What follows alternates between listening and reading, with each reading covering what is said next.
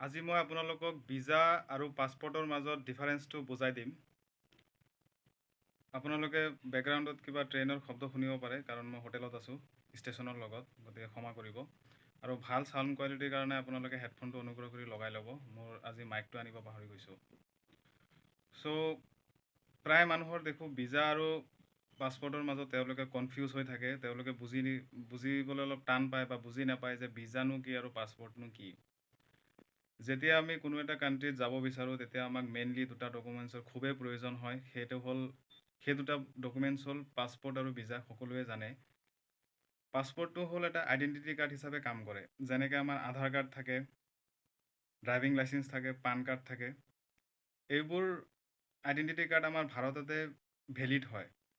যেতিয়া আপুনি বাহিৰত যাব তেতিয়া আপোনাৰ এটা আই কাৰ্ডে কামত আহিব, সেইটো হ'ল পাছপৰ্ট। আপুনি যেতিয়া প্ৰথমত আপোনাৰ মাইণ্ডত আহে যে আপুনি বেলেগ এটা কাণ্ট্ৰিত যাব, তেতিয়া আপোনাৰ ৰিকুৱাৰমেণ্টটো হৈ যায় এটা পাছপৰ্ট আৰু সেইটো কাণ্ট্ৰিৰ পৰা এটা ভিজা। গতিকে পাছপৰ্টটো হ'ল এটা আইডেণ্টিটি কাৰ্ড হিচাপে কাম কৰে। পাছপৰ্টটো আপুনি নিজে এপ্লাই কৰি বনাব পাৰে, ভাৰত চৰকাৰে ইছ্যু কৰে। পাছপৰ্ট কেনেকৈ এপ্লাই কৰিব লাগে তাৰ প্ৰচিডিঅ'ৰ ইউটিউবত চাৰ্চ কৰিলে পাই যাব। সেইটো বিষয়ে মই আজি নকওঁ। পাছপৰ্টটো আপুনি এপ্লাই কৰি পালে, এতিয়া আপুনি ভিজা ল'ব লাগিব।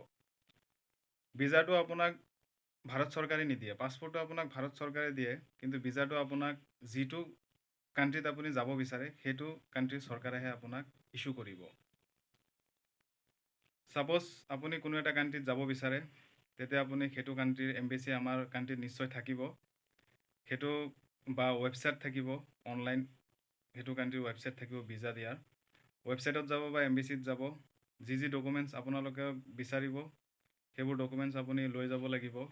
আৰু চাৰ্টেন ফিজ এটা থাকে, বেলেগ বেলেগ কাণ্ট্ৰিৰ বেলেগ বেলেগ ভিজা ফিজ থাকে আৰু ডিফাৰেঞ্চ টাইপ অফ ভিজা থাকে। যেনেকৈ আপুনি ক'ৰবাত পঢ়িবলৈ গৈ আছে, গতিকে ষ্টুডেণ্ট ভিজা পাব। ফুৰিব গৈ আছে আপুনি টুৰিষ্ট ভিজা পাব। গতিকে ষ্টুডেণ্ট ভিজা, টুৰিষ্ট ভিজা, ৱৰ্কিং ভিজা চবৰে ফিজটো বেলেগ বেলেগ থাকে। যেতিয়া আপুনি ভিজাটো এপ্লাই কৰিব, গোটেই ডকুমেণ্টছ দিয়াৰ পিছত তেওঁলোকে গোটেই ডকুমেণ্টছ চাই আপোনাক ভিজাটো ইছ্যু কৰি দিব। এতিয়া কথাটো হ'ল ভিজাটো কেনেকৈ দিব। আজিকালি ভিজাটো অনলাইনত পাই যায় যদি আপুনি অনলাইন এপ্লাই কৰে। তাৰপিছত আপুনি যেতিয়া কাণ্ট্ৰি এৰিব তেতিয়া আপুনি চেক পষ্টতে আপোনাৰ পাছপৰ্টৰ ওপৰত প্ৰিণ্ট কৰি দিব। আৰু যদি অফলাইনত আপুনি এম্বেচিত গৈ পেলাই এপ্লাই কৰে, তেনেহ'লে আপোনাক তাতে পাছপৰ্টৰ ওপৰত ভিজাটো প্ৰিণ্ট কৰি দিয়ে। পাছপৰ্টত যিটো পেজ থাকে, পেজত আপোনাক প্ৰিণ্ট কৰি দিয়ে।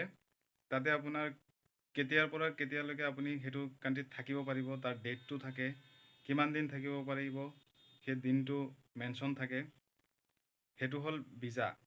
গতিকে উইদাউট ভিজা আপুনি কোনো কাণ্ট্ৰিত এণ্ট্ৰি কৰিব নোৱাৰিব। সেইটো এটা পাৰ্মিশ্যন ল'ব লাগিব, সেইটোকে আমি সাধাৰণতে ভিজা বুলি কওঁ। ভিজাৰ কাৰণে বহুত ডকুমেণ্টছ লাগে। আপোনাৰ আই কাৰ্ড লাগিব, পেন কাৰ্ড, আধাৰ কাৰ্ড, ভেকচিনেশ্যন চাৰ্টিফিকেট। এইবোৰ জমা দিয়াৰ পিছত আপোনাৰ তেওঁলোকে এটা পাৰ্মিশ্যন দিব। পাৰ্মিশ্যনটো আপোনাক ভিজাটো আপোনাক পাছপৰ্টত ষ্টাম্প হিচাপে প্ৰিণ্ট কৰি দিব পাছপৰ্টত। সেই প্ৰিণ্ট কৰি দিলে আপুনি যেতিয়া ভাৰতৰ পৰা বেলেগ এটা দেশত যাব, ছাপ'জ আপুনি ফ্লাইটত যাব, তেতিয়া এয়াৰপৰ্টত যাওঁতে আপোনাৰ তেওঁলোকে ভিজাটো চাব যে ভিজাটো তেওঁলোকে ইছ্যু কৰিছে। তাৰপিছত তেওঁলোকে যেতিয়া আপুনি ভাৰতৰ পৰা ওলাই যাব, তেতিয়া ইমিগ্ৰেশ্যন ডিপাৰ্টমেণ্টে এটা ষ্টাম্প মাৰি দিব, আপুনি ভাৰতৰ পৰা ওলাই যাব পাৰিব। যিটো কাণ্ট্ৰিত সোমাব সেইটো কাণ্ট্ৰিত সোমোৱাৰ লগে লগে তেওঁলোকে ইমিগ্ৰেশ্যন ডিপাৰ্টমেণ্টে তেওঁলোকে আকৌ এটা ষ্টাম্প মাৰি দিব, সেইটো দেশত থাকিব পাৰিব।